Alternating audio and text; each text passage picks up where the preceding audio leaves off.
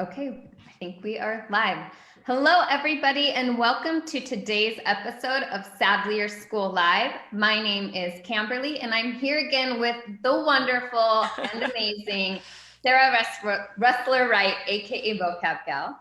Hi, Camberly. Thanks for coming back again today and being here as a guest on the show. We love the knowledge that you bring here on Sadlier School Live. I love being here and I love talking vocabulary and reading and writing and everything English. So let's go. Okay, so today's topic is we're going to be talking about how to get kids writing at home and helping them journal through a tough time. But before we jump into that topic, I want to start by thanking all of the wonderful students that we had show up on our math masterclass this week with Dr. Bayranavand. The energy that we had with people on the chat and the conversations that we were having just really helped us all feel connected. And it was a really, really fun thing to just have that moment with everybody. So I want to thank all of you. And for those of you who may have not been able to make it this week and you're interested in it, we also have an on-demand replay of that math masterclass that's available. So if you are interested in checking that out, I will drop a link to it in the chat here in just a second on Facebook Live and also over here in Zoom. And you have the opportunity to register for that class. You can go through the 2 classes on demand on your own time. And after you've completed the 2 classes, you would be eligible to receive a certificate of participation to take back to your district for a professional development credit if that's something your district allows. So thank you again to all of you. And if you are one of those members who joined us, let us know in the chat so we can say hello. And Sarah, let's go ahead and dive into today's topic. I'm going to turn it over to you. Great. Well, I have this amazing post that was written by a good friend of mine, Tiffany, and Reben, and you can see that really this is about journaling. And so I'm a huge believer in journaling with students, and I think now more than ever we need time and space to process our emotions. And so I actually have an app that checks my health goals every day. And the first one is, did you write in your journal today? Oh, and I love it. Isn't that great? And so I do. I tend to write at night, but this is really kind of a kickoff for the day for our students to really get them in the mindset. And one of my sort of favorite self-help gurus, Gretchen Rubin, talks a lot about setting aside time to worry.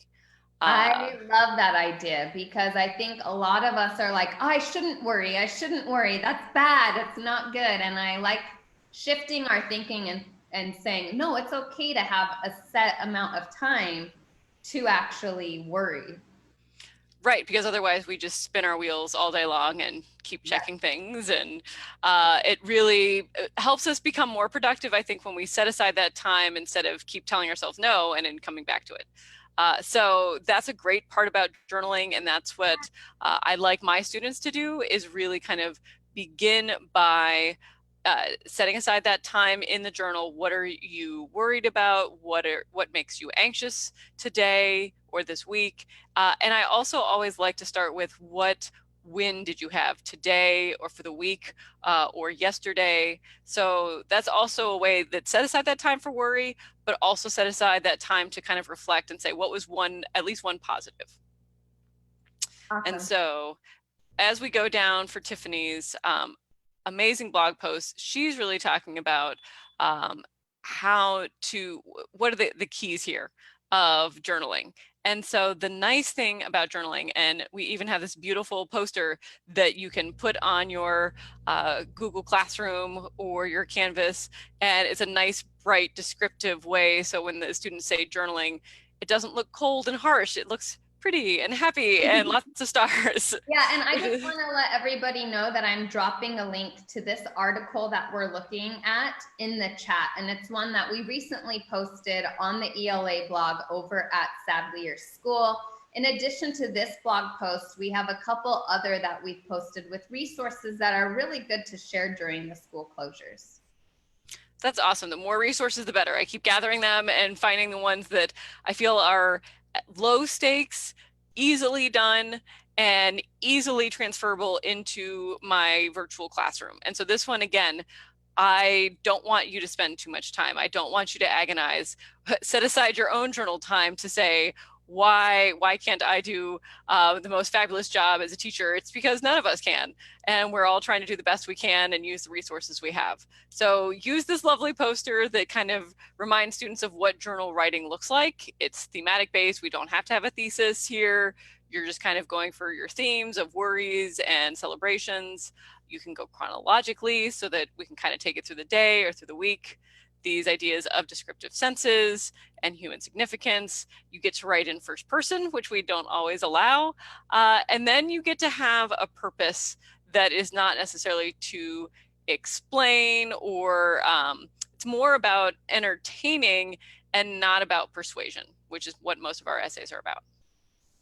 So that's a couple of reminders for what the students are doing. And again, it's much lower stakes, much less pressure, which is really what we want for our students right now. We know that there's a lot of anxiety, they're doing a lot of things. And so by asking students to journal write, they're able to stay with you in the English classroom whenever that is, but it's not something that's high stakes that they can't focus on.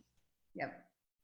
And so then again, Tiffany talks about, she really comes at these things from a grammar angle, which I love and appreciate and use often because grammar is something that I'm still intimidated by. So she talks about how this is really a great chance for students to practice those grammar skills, to kind of look things over once they're done. And again, they can check their own grammar and writing and maybe pull out a sentence or two from their kind of stream of consciousness and kind of tidy that up. But it's low stakes. It's not something that's overwhelming and it's going to take them too long, but you can ask for them to do a quick couple review skills without having them have to read and analyze a tough passage at this point. They can be their passage. So then, all right, what prompts do we have? And so you can see we have a nice checklist, but then there's these lovely journal topics, some of which are not quite what we want for our kids to be thinking about right now, but there's some interesting things. I would love to learn too is a great one that, hey, you've got some time right now. What do you want to learn to do? Yep. And then other interesting reflections. What's our biggest mistake in life so far? What makes a person nice? If you could go back in time and live one day of your life, what would it be and why? What are 15, I love this one. What are 15 things you like about yourself? Just some really positive, focused topics right now where students can explore and reflect and just have some fun thinking about, after they've put aside that time to worry, they can kind of focus on something about themselves. I love it. And I want to also mention that on our social media channels on Sadlier School, over on Facebook and Instagram, we are sharing a daily writing prompt for everybody. So yesterday's writing prompt was, if you could be a superhero, who would you be? And I can't remember what today's was. Oh, it was about technology. Like if we didn't have cell phones in our life, like what would that look like? So if you are looking for other additional ideas to spark some ideas for writing, then check out our social media channels. I'll drop a link to that in the chat. And if you go to like our Instagram page and you go to the highlights reels across the top, we will be organizing all of those writing prompts together in one place. So you can just browse that catalog and get some inspiration there as well. Awesome. And Kimberly, weren't you saying that there's also, we're doing a vocabulary word of the day as well? Yes, we are. So every day on our channels, we're also sharing a daily vocabulary word that you can use to, as inspiration to like teach your kid a new word, give them a way that it's used in a sentence, ask them to use it in a sentence and see how many times you guys can use that throughout the day or week. Try to make a game out of it and see who can like actually organically incorporate it more. Because sometimes I do that with my kids and we giggle and we have some fun with it. Nice. And again, little fun things, because I am not the world's best homeschool mother or teacher. And so I feel like that is something I could do. I can write down a word and we can use it.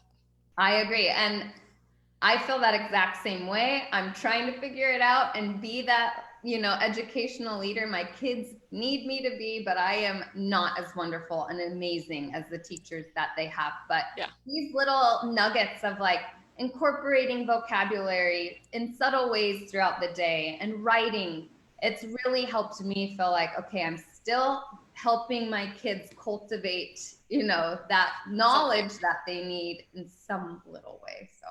Right. Well, and I mean, the best way to become a better writer is to read and to write. Yep. So that is something. We have paper still in our house, we have writing utensils, and we have books. I could do those things.